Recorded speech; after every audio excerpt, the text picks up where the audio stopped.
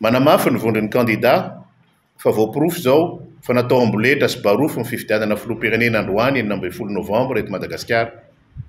Miaraba ny malagasy amin'ny fahamatorany ara-demokratika izay maha-te-hidero.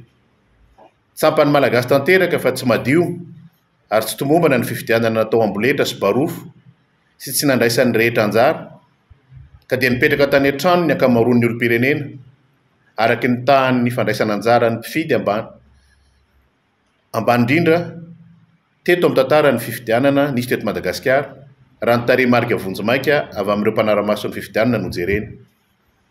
Very tanteraka ny fitokisan'ny malagasy maro anisa, ny fitondrana ankehitriny sy ny olona efa tsy malagasy intsony terena ho lany. Very tanteraka ihany koa ny fitokisan'ny ny androm-panjakana rehetra izay tafiditra amin'ny fikarakarana ny fifidianana, voalohany amin'izany ny fisarana avomba ny lalam-panorenana sy ny CENI ary ny gouvernemanta. Amafisina hatrany fa tsy mitondra afa-tsy fahasahiranana sy takaitra ho an'ny firenena sy ny taranaka ny barofo sy ny amboletra. Tsy misy afa-tsy ny fifidianana madio no mitondra fifandimbiasam-pahefana sy fahamarinana-toerana izay antoky ny firoborobon'ny toe-karem-pirenena ka hitondra fiainana tsaratsara kokoa ho an'ny malagasy ary hoentintsika amelana firenena vanona ho an'ny taranaka ary mbola mitaky ny hirosona amin'izany ny vondron'ny candidat.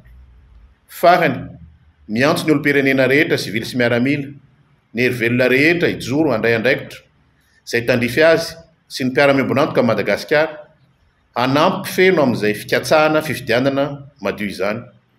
Maneho fisaorana ny voaka malagasy rehetra amin'ny fanehoana firaisan-kina.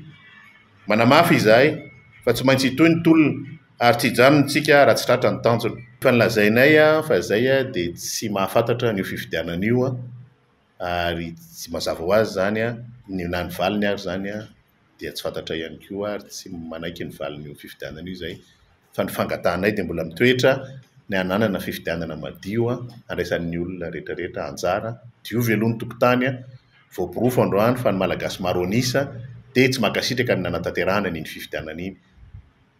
Ny resaka ankoatran'izay dia tsy mitombona fa isan'ny demokrasia fa ny fifidianana demokrasia koa amin'ny endriny hafa ny nasehon'ny voaka malagasy androany.